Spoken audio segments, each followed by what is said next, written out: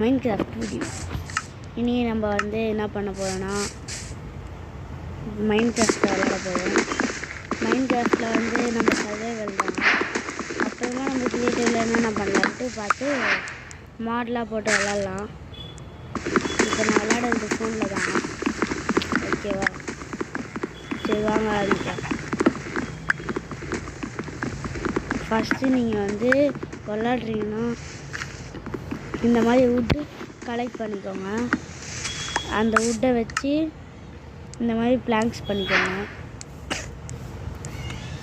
எனக்கு கொஞ்சம் கோல்டு, அதனால தான் வாய்ஸ் ஒரு மாதிரி இருக்குது. சரி, அப்புறம் இந்த கிராஃப்டிங் டேபிள், அப்புறம் இந்த ஸ்டிக்கு கொஞ்சம் எடுத்துக்கோங்க. இதுதான் கைப்பிடியாக இருக்கும்.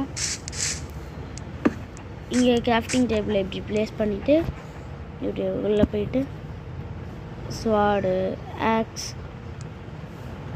அப்புறம் பிக்காக்ஸு. சாரி கைஸ், பிக்காக்ஸு பதில் ஆக்ஸ் எடுத்துனேன். ஓகே, இப்போது இதை உடச்சிட்டு அப்படியே நம்ம போயிடலாம்.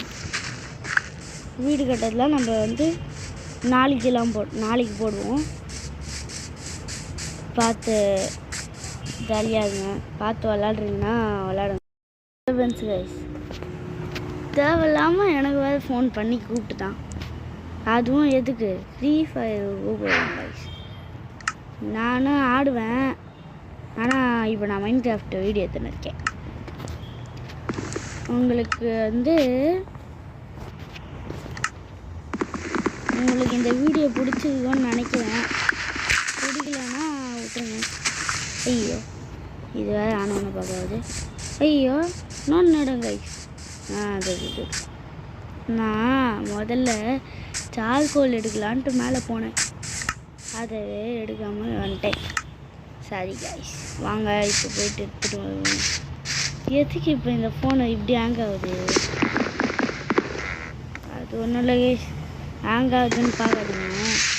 ஏன்னா நான் இப்போ வீடியோ ஃபோனில் எடுக்கிறேன். ஃபோனில் தான் எப்பவுமே ஃபோன் ஹேங் ஆகும். அதுவும் மைன்கிராஃப்ட் வேறு. சரி கைஸ்,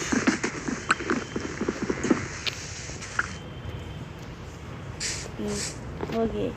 இப்போ வுட்டை எடுத்துக்கோங்க. அதுக்கப்புறம் என்ன பண்ணுறீங்க? வுட்டை எடுத்து இங்கே வச்சுக்கோங்க. ஓகே, இப்போது இந்த கிராஃப்டிங் டேபிள் இருக்குல்ல, இதை எடுத்து இங்கே ப்ளேஸ் பண்ணிடணும். ப்ளேஸ் பண்ணிவிட்டு